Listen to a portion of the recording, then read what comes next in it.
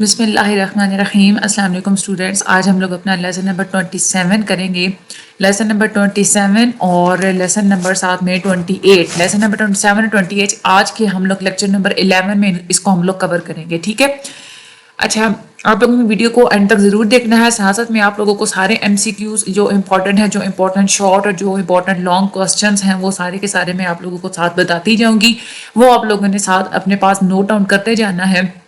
आप लोगों के लिए वो फिर बहुत हेल्पफुल रहते हैं जब आप लोग पेपर की तैयारी करने लगते हैं। तो ठीक है, तो हम चलते हैं आज के अपने लेक्चर की तरफ। सबसे पहला हमारा जो टॉपिक है वो है ट्रांसक्रिप्शन प्रोसेस के बारे में है कि ट्रांसक्रिप्शन होती कैसे है, पूरा प्रोसेस कैसे होता है।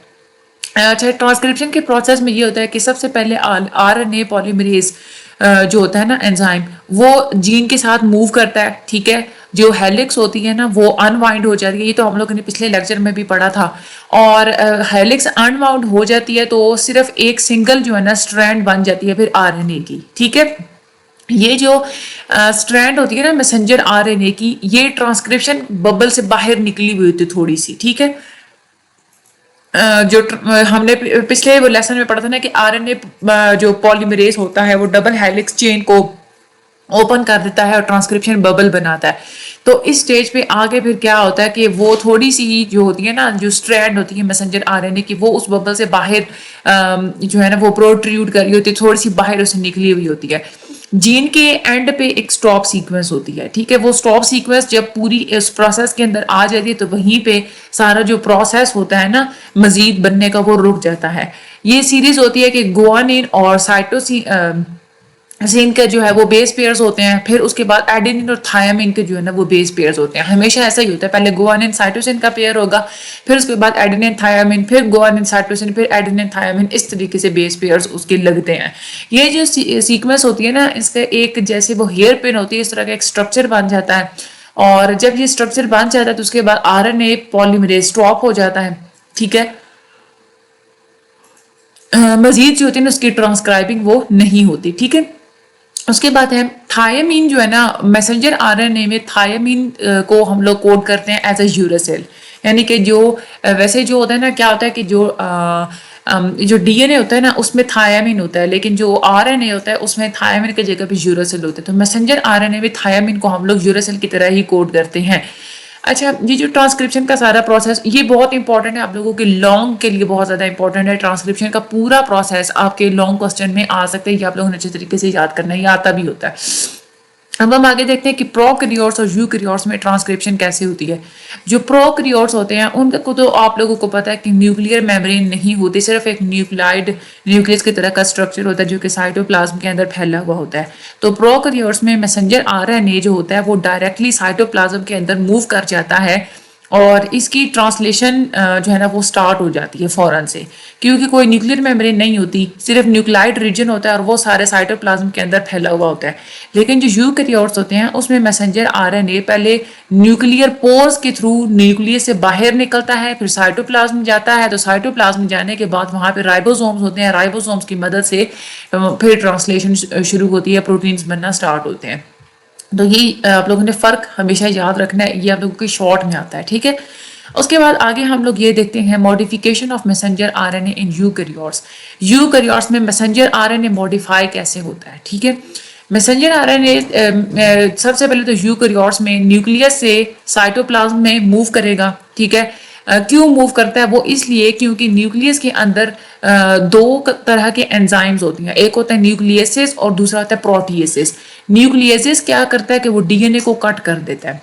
ठीक है, DNA के एंजाइम्स को कट कर देता है। और प्रोटिएसिस ऐसा होता है कि वो प्रोटीन को कट करता है। ये प्रोटिएसिस ऐसा एंजाइम है कि जो कि प्रोटीन को कट कर देता है। इस वजह से इस कटिंग से बचने के लिए मैसेंजर RNA न्यूक्लियस से साइटोप्लाज्म के अंदर मूव हो जाता है। ठीक है, पांचवा जो एंड होता है ना, ठीक है, cap of 7 methyl GTP is added. 7 methyl GTP की जो कैप होती है वो ऐड हो जाती है इसके पांचवें एंड के साथ। ठीक है, और जो तीसरा एंड होता है ना वहां पे A टेल जो है ना वो ऐड हो जाती है। ये आप लोगों को नाम याद रखने पड़ेंगे। इंट्रॉन्स जो होते हैं वो रिमूव हो जाते हैं। अब इंट्रॉन्स क्या होते हैं? इंट्रॉन्स DNA की सीक्वेंसेस होती है यूकैरियोट्स के अंदर जिसके ऊपर कोडिंग नहीं होती, वो फिर रिमूव हो जाते हैं। सिर्फ वो अपार्ट रहते हैं उस सीक्वेंस के अंदर जिसके ऊपर कोडिंग होती है। ठीक है। तो डीएनए सीक्वेंस, इंट्रॉन्स वो डीएनए सीक्वेंस होती है यूकैरियोट्स में जिसकी इनकोडिंग नहीं होती और उसको हम लोग मैसेंजर आरएनए से वो फिर रिमूव हो जाती है।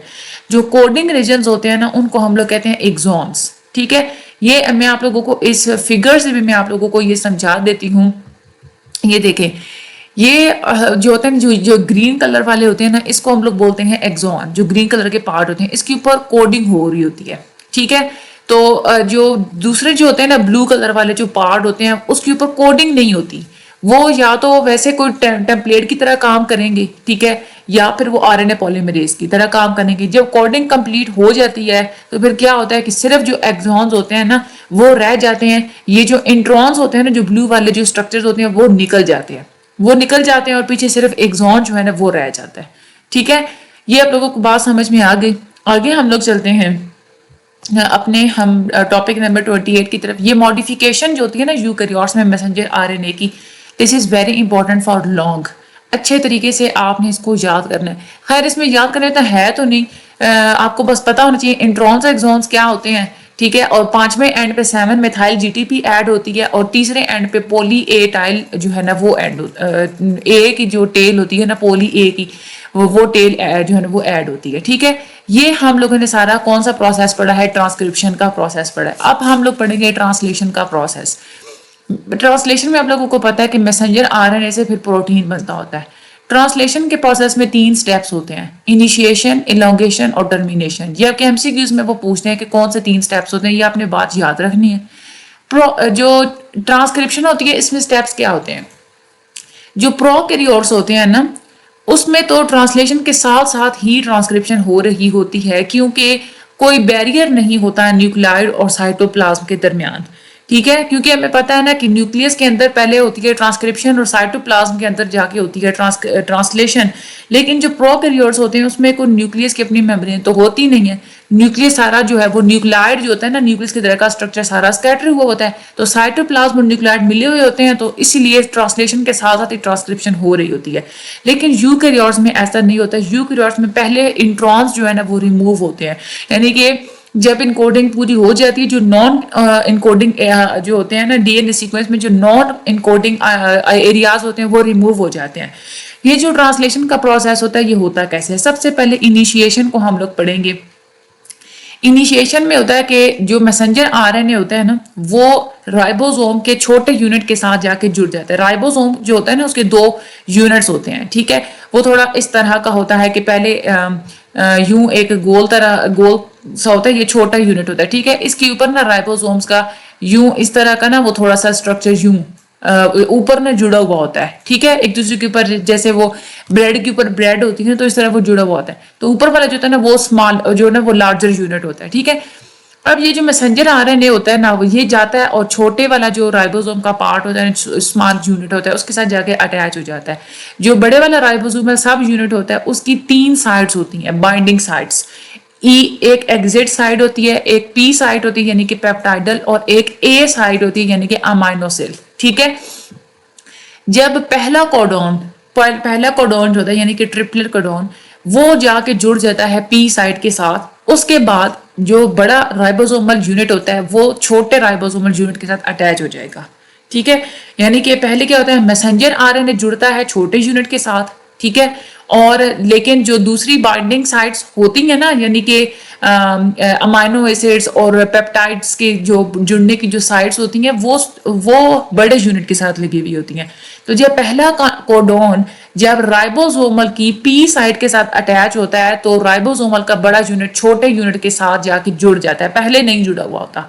फिर उसके बाद जो ट्रांसफर आरएनए होता है वो अपना अमाइनो एसिड साथ लेके आता है जिसका नाम होता है मेथियोनाइन, ठीक है। मेथियोनाइन नाम का अमाइनो एसिड ट्रांसफर आरएनए अपने साथ लेके आएगा और वो स्टार्ट कोडॉन यानी कि AUG जो होता है ना स्टार्ट कोडॉन उसके साथ जाके अटैच कर देता है मैसेंजर आरएनए के ऊपर, ठीक है। ये बात आप लोगों को यहाँ पे थोड़ी याद करनी पड़ेगी, ठीक है। नेम्स आप लोगों को याद करने पड़ेंगे। इनिशिएशन यूं होती है यानी कि ये प्रोसेस इनिशिएट यहाँ से होता है, ये याद करना है आपने अच्छे तरीके से। दिस इज वेरी इंपॉर्टेंट तीनों प्रोसेस। उसके बाद जो अगला प्रोसेस होता है ना वो होता है इलोंगेशन का, ठीक है। इलोंगेशन में क्या होता है, ट्रांसफर आरएनए यानी कि ये वो आरएनए होते हैं जो कि अमाइनो एसिड्स को लेके आते हैं, ठीक है। मैसेंजर आरएनए के ऊपर इनकोडिंग होती है जो कि इनकोडिंग कराते हैं, ट्रांसफर आरएनए अमाइनो एसिड्स लेके आते हैं। ट्रांसफर आरएनए पहले क्या करते हैं, अमाइनो एसिड्स को लेके आएंगे और वो जो ए बाइंडिंग साइट होती है यानी कि अमाइनोसिल जो साइट होती है उसके साथ जाके अमाइनो एसिड अटैच कर देंगे। फिर उसके बाद क्या होता है कि ए बाइंडिंग साइट पे जो पहले जो है ना ट्रांसफर आरएनए जो पहले मेथियोनिन लेके आता है ना, ठीक है, हमने पहले पढ़ा ना मेथियोनिन जो अमाइनो एसिड होता है वो लेके आता है। तो मेथियोनिन और जो अमाइनो एसिड दोबारा आएगा उसके दरमियान पेप्टाइड बॉन्ड बन जाता है, ठीक है, ए बाइंडिंग साइट पे ही ये होगा। फिर उसके बाद राइबोसोम्स 3 डायरेक्शंस मूव करते हैं मैसेंजर आरएनए के साथ, 3 बेसिस जो है ना वो शिफ्ट कर देते हैं। यानी कि मतलब क्या है, हमें ये पढ़ा था ना कि ए, यू और जी, ठीक है, ये 3 बेसिस है ना, एडेनिन, यूरासिल, गुआनिन। समझ आ गई आपको? तो ये 3 बेसिस आ गई, ठीक है। इन 3 बेसिस को फिर स्किप करके मैसेंजर आरएनए आगे चला जाएगा, ट्रांसफर आरएनए फिर वहां से शिफ्ट हो जाएगा, ठीक है। ट्रांसफर आरएनए शिफ्ट होगा जब, फिर पेप्टाइड चेन भी शिफ्ट होगी साथ में। ये दोनों ट्रांसफर आरएनए और पेप्टाइड चेन दोनों शिफ्ट होके पी बाइंडिंग साइट पे चले जाएंगे, ठीक है। यानी कि पहले ट्रांसफर आरएनए अमाइनो एसिड लेके आता है ए बाइंडिंग साइट पे, फिर वहां पे ए बाइंडिंग साइट पे अमाइनो एसिड और मेथियोनिन के दरमियान पेप्टाइड बॉन्ड बनता है। फिर राइबोसोम स्किप कर देता है 3 बेसिस को और ट्रांसफर आरएनए और पॉलीपेप्टाइड चेन दोनों शिफ्ट होके पी बाइंडिंग साइट पे चली जाएंगी, ठीक है। फिर ए बाइंडिंग साइट की जो जगह है वो फिर खाली रह जाती है क्योंकि पी बाइंडिंग साइट पे मूव कर गई ना ट्रांसफर आरएनए और पॉलीपेप्टाइड चेन भी जो कि बनी थी अमाइनो एसिड और मेथियोनिन के दरमियान। फिर ए बाइंडिंग साइट जो है वो खाली रह जाती है।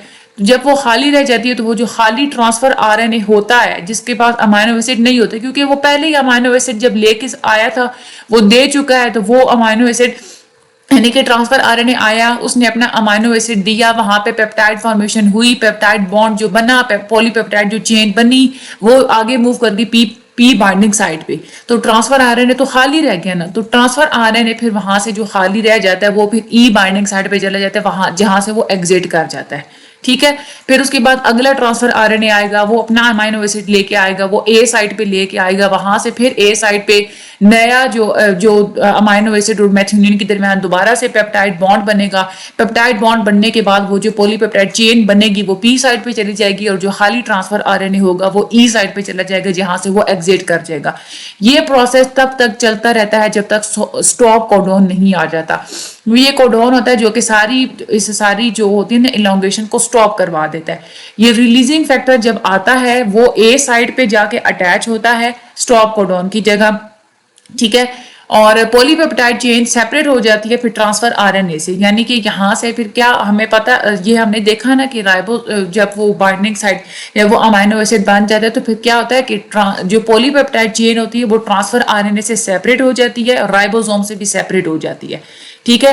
यानी कि राइबोसोम का काम ही यही था ना कि उसने जस्ट चेन बनानी थी, प्रोटीन्स बनाने थे, पॉलीपेप्टाइड चेन बन गई तो बस वो फिर ट्रांसफर आरएनए से राइबोसोम से सेपरेट हो जाती है। राइबोसोमल यूनिट दोबारा से डीअसेंबल हो जाते हैं, दोनों यूनिट दोबारा से अलग हो जाते हैं। फिर मैसेंजर आरएनए दोबारा से रिलीज भी हो जाता है जिसकी सारी पहले कोडिंग हुई हुई होती है, ठीक है। तो ये अगर आप लोगों को थोड़ी अभी भी कंफ्यूजन हुई तो आप लोग दोबारा से सुन लीजिएगा। ये बिल्कुल भी मुश्किल नहीं, आप लोगों को याद करवाने के लिए थोड़ी सी मैं समरीज की थोड़ी सी और बता देती हूँ। बहुत ज्यादा ये इंपॉर्टेंट है, ये आप लोगों के लॉन्ग में बहुत इंपॉर्टेंट है।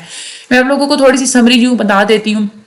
ट्रांसफर आरएनए अमाइनो एसिड लेके आएगा, ए बाइंडिंग साइट पे आएगा। फिर ए बाइंडिंग साइट पे क्या होता है कि मेथियोनिन और अमाइनो एसिड के दरमियान में बॉन्ड बनेगा। बॉन्ड बनने की वजह से पॉलीपेप्टाइड चेन बनेगी, ठीक है। तो पॉलीपेप्टाइड चेन और जो ट्रांसफर आरएनए जो आया था वो दोनों शिफ्ट कर जाएंगे पी बाइंडिंग साइट के ऊपर, ठीक है। पी बाइंडिंग साइट पे जाएंगे, पीछे जो खाली ट्रांसफर आरएनए होता है वो ई बाइंडिंग साइट की तरफ चला जाएगा क्योंकि ट्रांसफर आरएनए और जो पॉलीपेप्टाइड चेन से जो ट्रांसफर आरएनए है ना वो सेपरेट हो जाएगा ना, तो पॉलीपेप्टाइड चेन फिर क्या होगी कि वो राइबोसोम को और ट्रांसफर आरएनए को छोड़ देगा उसको दोनों को, ठीक है। और जो ट्रांसफर आरएनए होगा खाली वाला वो ई बाइंडिंग साइट पे चल जाएगा, वहां से एग्जिट कर जाएगा। दोबारा दूसरा जो है वो ट्रांसफर आरएनए आएगा, अपना अमाइनो एसिड साथ लेके आएगा, ए साइट पे आएगा, फिर पेप्टाइड बॉन्ड बनेगा, जो नया अमाइनो एसिड बनेगा, फिर वो जो पॉलीपेप्टाइड चेन जो दोबारा बनेगी वो दोबारा मूव करेगी पी साइड की तरफ, खाली ट्रांसफर आरएनए ई साइड की तरफ मूव करेगा।